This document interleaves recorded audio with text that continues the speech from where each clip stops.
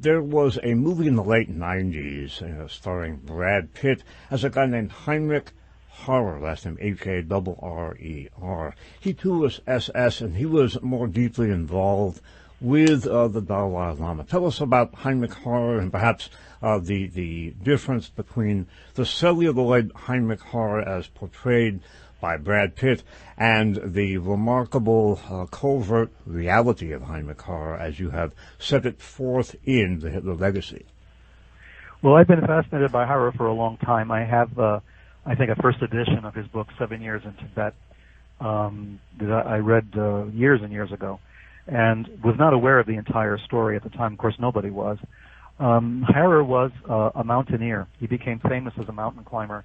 One of these very aggressive physical guys, an Austrian, had his picture taken with Hitler, with members of his team, his mountaineering team, had photographs taken with Heinrich Himmler at a dinner.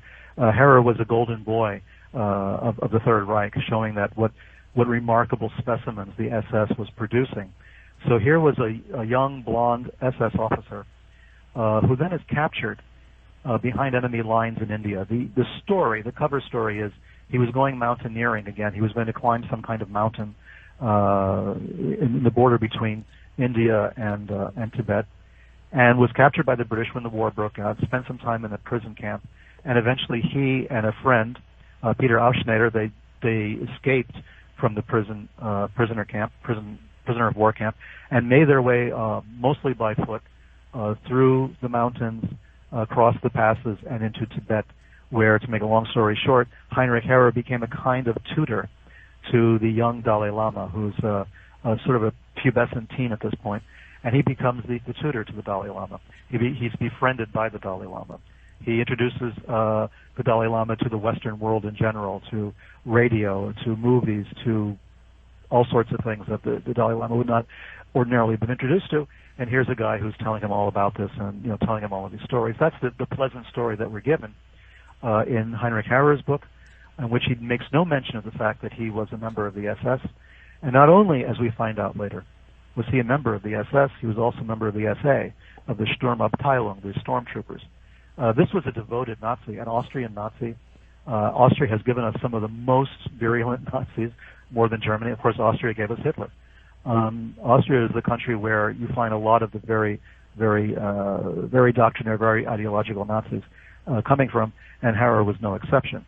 Harrer was a devoted Nazi. He downplayed it, of course, saying that he only joined the SS because he had to, in order to do what he wanted to do, in order to go on these trips and go on these journeys and stuff. It was like a business decision, basically, according to Harrer, until his SS dossier came to light, and we discover he was not only in the SS, he was also in the SA. He was a member of the Nazi Party. I believe he joined the Nazi Party when it was still illegal in Austria to do so. This was a man who was a Nazi. There's no question about it. So we have to put that to rest right now. He was not an innocent who just had to join the SS. The way Werner von Braun says the same thing, I had to join the SS because you had to in order to work at this factory or something, which was nonsense. So here's Harrer with the Dalai Lama. He's there right up until the point of the Chinese invasion. We have CIA going up into Tibet to try to cut deals and try to figure out how they're going to help the Dalai Lama to escape. There's all sorts of secret meetings taking place. The reports have been published. They're now documented. At the time that the CIA is meeting with the Dalai Lama, and the Dalai Lama's representatives, his associates, his brothers, and some of the other people in the government, Heinrich Harrer is there. He's still there. He had to have known what was going on. According to Harrer, he was an intimate of the palace. He knew everything that was going on. If white people started showing up in Lhasa, he would be the first to know about it. He never talks about this, never discusses it. Slowly, as more and more information comes out, and he's written other books since then, before his death a few years ago, people began uncovering more and more of the Harrer background and discovering that he was very involved with American intelligence, at least, if not with other intelligence agencies also. He was spying, and he was an anti-communist, and let's face it, so is the Dalai Lama. The Dalai Lama's country was invaded by communist China. The Dalai Lama has a very anti-communist, of course, perspective on these things, as he should. He was the leader of the country, both politically and spiritually. one of the few left who could claim that kind of leadership role. So I'm not taking it away from the Dalai Lama by saying that he was an anti-communist, but being an anti-communist, the problem is it gives you strange bedfellows, as it does in the United States, as it does anywhere else. Becoming anti-communist is almost a magnet for the extreme right, for pro-Nazis, for fascists of various kinds. There's almost no way out of it.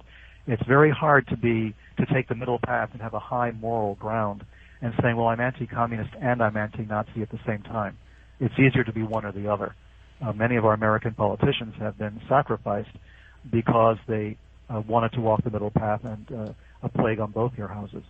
But as it turned out, it's very difficult to do that. The Dalai Lama is no exception. We don't see him photographs with leftists, for instance. We don't see him taking photographs with communist leaders. The Dalai Lama's photographs are with right-wing types, with Nazis, with Bruno Beger, with Heinrich Harrer, with Miguel Serrano of Chile, a rabid Nazi ideologue who was an ambassador to India at the time the Dalai Lama was living in India. He's surrounded by people who are from the extreme fascist Nazi background. And his position is, of course, anti-communist as well. And, a Tibetan military group was raised under the Dalai Lama, trained by the CIA to go and fight the communists. They were funded, they were given guns, they were given training. Not enough guns, not enough training, not enough money, because the CIA didn't want to cause an actual war with China, but they were looking at giving China a bit of a stomach ache by funding a Tibetan expeditionary force to go and fight against them. So this was all part of the deal. The Dalai Lama had to know that the kind of funding he was getting from CIA was not going to liberate his country, that it was just simply a drop in the bucket for, cosmetic purposes, and to bother the Chinese, but not really to upset them too much. So part of the whole geopolitical structure around the Dalai Lama is extremely suspect. You point out that Heinrich Harrer, again, like so many SS officers, was working on covert ops for American intel, again. Well, yes. I mean, the suspicion started when he wrote a book about a trip that he took to Papua New Guinea. Talking about I Come from the Stone Age, I think was the title of the book, if I'm not mistaken. And I read the book. I went through it, and it's a very strange book compared to 7 Years in Tibet. It's very low on detail, particularly considering that he was in Papua New Guinea at a time when the Dutch were on the verge of losing that territory. He was in there at a very peculiar time and says almost nothing about it. Virtually discusses very little about it, discusses very little about some of the people that he met and some of the places that he was. It looked as though it was a cover story for something. And this was picked up by reviewers with background in anthropology, in archaeology, and ethnography, who read the book and said, what is he talking about? It looked very much as if it had been a government-sponsored text, as if some government somewhere had just sent him there to write this thing.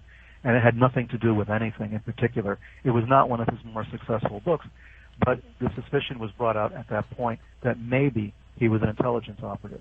And yes, as late as the 1960s at least, and the 1970s, the early 1970s, from what I can understand, Harrer was in the employ, or if not in the employ, financially somehow collaborating with Western intelligence services. I think there's, at this point, no doubt about it. It's the only explanation that makes sense.